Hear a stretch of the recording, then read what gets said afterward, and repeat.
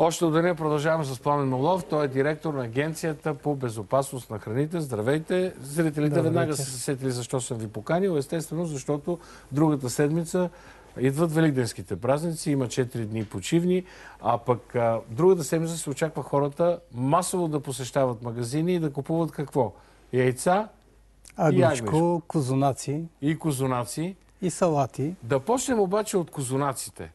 Наблюдавам последните години огромен внос на козунаци.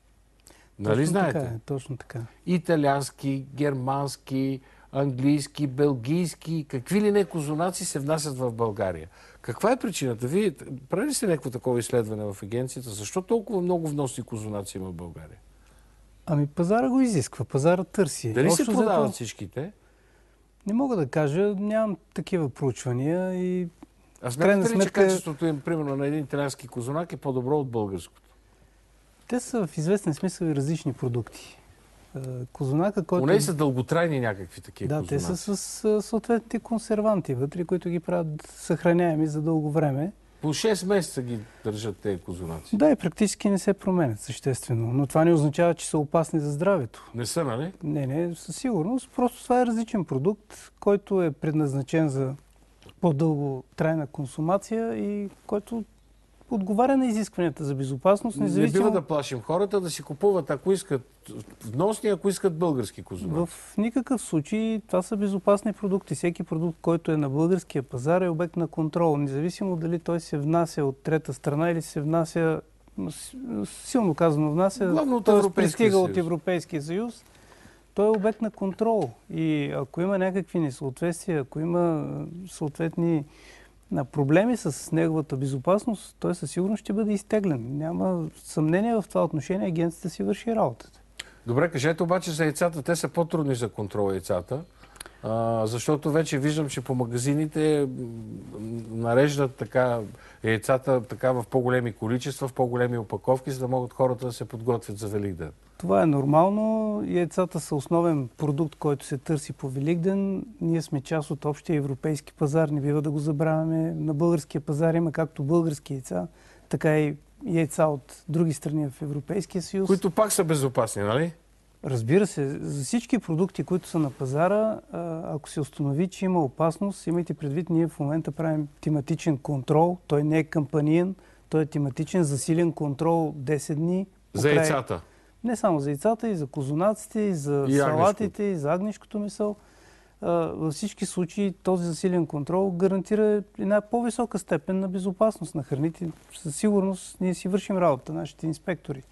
Но истината е, че при яйцата аз бих посъветвал потребителите категорично да гледат дали те са маркирани, тъй като изкушението да има печат. Да, точно така. Всяко яйце трябва да има печат. Трябва да има печат и самия печат... Какво индикира този печат точно? Той индикира няколко неща. Първо, държавата произход.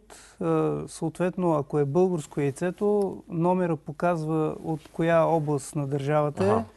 Показва и кой е конкретният производител. Има специален... Това би трябвало и на опаковката точно да бъде така, изписано. Но първата цифра, която е в означението, тя е важна за потребителя. Ако тя е 0, това означава кокошки, които са гледани биологично. Ако е единица, това е свободно движещи се кокошки, т.е. на свободна воля отглеждане. Да, свободните кокошки. Ако е двойка, това означава по-долу нормалното в ферми гледане на кокошки. А когато е клетъчно гледане, това е тройка. Тоест, какво значи клетъчно? В клетки? Ами в клетки. Те са просто като бройлери, които се развиват в клетки и не излизат от там.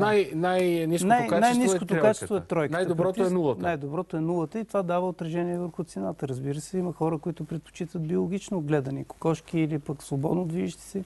За да свършим сесията обаче, кажете обаче за боята за яйца. Има всяка година се водят спорове, боята за яйца дали е безвредна и дали чрез нея пък не влагаме нещо в черупката, което пък после да влиза в самото яйце, в белтъка и така нататък. Изключително строг контрол правим за боите за яйца. Мога да гарантирам, че продуктите, които са на българския пазар, са проверени. Те са с безопасни отсветители, които са в самите бои. Така, защото те да не представляват опасност в разумните обичайни концентрации, които се прилагат, когато се боядисват яйцата по Великден. Така че никой не консумира черупки от яйца. всеки консумира това, което е вътре в черупката. Не произвеждате сензация в студиото. Аз и няма очаквам сензация, защото сензация от вас означава лоша новина. Не дай Боже. Да. Агнешкото приоритетно българско ли според вас е в момента на пазара, по вашето наблюдение при проверките, или има и много вносно? Годините показват, че се появява и вносно месо, тъй като има недостиг от страна на качество, на разнообразие. Пазара не търпи вакуум. Той винаги се насища с продукти, които и намират търсени. В България основно се внасят агнета от Нова Зеландия.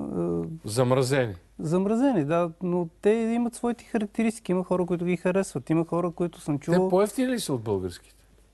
Цената не е моята сила. Аз трудно мога да кажа. Съм убеден, че горе-долу имате някаква представа. Ами не, цената е измерима за това, защото... Или тя цената от пазара горе-долу е най-съща. Пазара е регулира. Той няма как да има огромна разлика в цената, защото по-скъпото агне няма да се купува. Така че... Да, но би трябвало замразеното да е по-евтино от прясното агне. Практически е по-скъпо, защото това е процес на обработка, плюс транспортни и други разходи наслагва върху цената, но себестойността на самото агнешко в Нова Зеландия е вероятно по-ниска от тази в България, тъй като е по-масирано животновъдството, с по-големи стада и така нататък. А салатите, какво гледате на салатите? При салатите основен проблем... Дали са хербициди, дали има някакви отрови, пръскани са с някакви химически вещества? Основен проблем са нитратите при зелените салати, тъй като това са бързо растящи зеленчуци. Те се развиват много бързо и изчерпват много бързо това, което е в почвата. И те се насищат с нитрати. Нитратите по принцип са нежелана съставка на зелените салати. Дават... Те направо отрови. Да, те са отрова, нежелано, но трудно се установяват визуално. Обикновено, когато са в по-големи концентрации, и могат да имат и раково действие, така че не са желани. Във всеки случай са нежелана съставка. Замърсяване, така да се каже, не съставка на храните. В случая с тези салати, обикновено, когато са с по-високо съдържание, те много бързо пожълтяват. Появяват се едни кафяви листа, такива кафяви. Това трябва да следят. Да, аз не съветвам потребителите да търсят подобни. Когато видят, че зелената салата, марулата, примерно е с покафинели листа, това означава със сигурност... В какъв период от време обаче се получават тези петна? В смисъл, ако аз днеска си купа една марула, която изглежда свежа и я сложа в хладилника, тези петна в какъв период от време трябва да ги изчакам? Най-вероятно още когато си я купувате по краищата на листата, ще видите леко пожълтяване, ако тя наистина е с богато съдържание на нитрати. Трябва да е изцяло свежа. Свежа, зелена, хубава. Точно така. Иначе... Точно така, но хората се заблуждават по това, че подобни салати са с по-големи размери. Обикновено те, когато са хранени по-силно в почвата, те растят по-бързо, дават по-голям размер. Тоест, малки салатки, но пресни, зелени, свежи. Точно така. Добре. Какво става с тази национална лаборатория, която всеки път си говорим с вас, която вие така поехте ангажимент да започне да работи? Все още не мога да кажа, че имаме някакво положително развитие. За съжаление, ние нямаме капиталови разходи, които да направим за дооборудване и за активизиране на различни анализи, които да правим в националните лаборатории. Имаме разписани много функции по закон, включително референтни функции, а за съжаление бюджета, с който разполага агенцията, е ограничен и за съжаление нямаме възможност да инвестираме в някаква нова техника. Последните апарати в системата на агенцията са от 2001 година, нещо, което на 15 години. Да, те работят ли все още надежно? Те работят надежно, но те са морално остаряли. Ние нямаме възможност, примерно, ако следим в зеленчуците пестициди, да кажем, по методите, които можем да прилагаме с апаратите в агенцията, ние работим десетки пъти по-бавно, отколкото лаборатории частни, които има в страната. Вие ги ползвате тия частни лаборатории? Ползваме ги, да, точно заради това. Обаче им плащате, нали? Плащаме, иначе плащаме за наши консумативи, които също струват много. Тоест, в крайна сметка, сметката излиза. Добре, кое е по-евтино? Да се плаща на частни лаборатории или вие да си изградите една своя лаборатория, която да работи?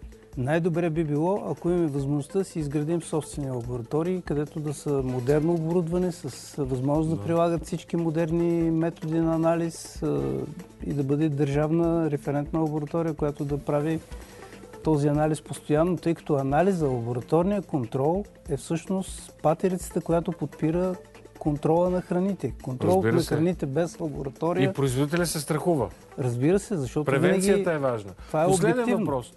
Как гледате на предложението на министър Кралев тези хранителни добавки също да подлежат на контрол? Той беше тук скоро в студиото и се оплакваше, че хранителните добавки са абсолютно без никакъв контрол в България. Се продават в магазини, аптеки, в интернет, кой откъдето иска. Аз не бих казал, че са без контрол.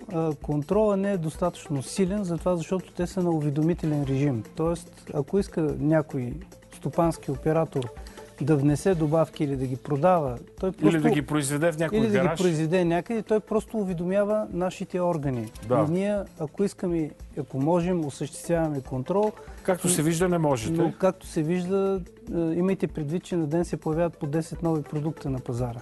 Сериозно ли говорите? Всеки ден се появяват. От тези хранителни добавки? Да, най-различни И каква е гаранцията, че в тях, примерно, няма, примерно, сода каустик?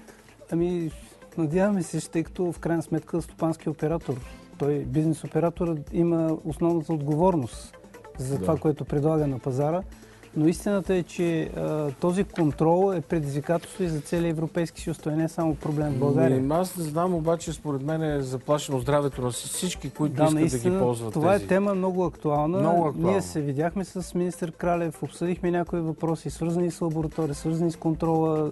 Предстои подобна дискусия отново, така че Да ви помогне това е поне тема, която е важна. във връзка с финанси, защото ако трябва да контролирате и тези хранителни добавки, и тази лаборатория може би ще ви бъде много нужда. Благодаря ви за този разговор. Благодаря ви аз.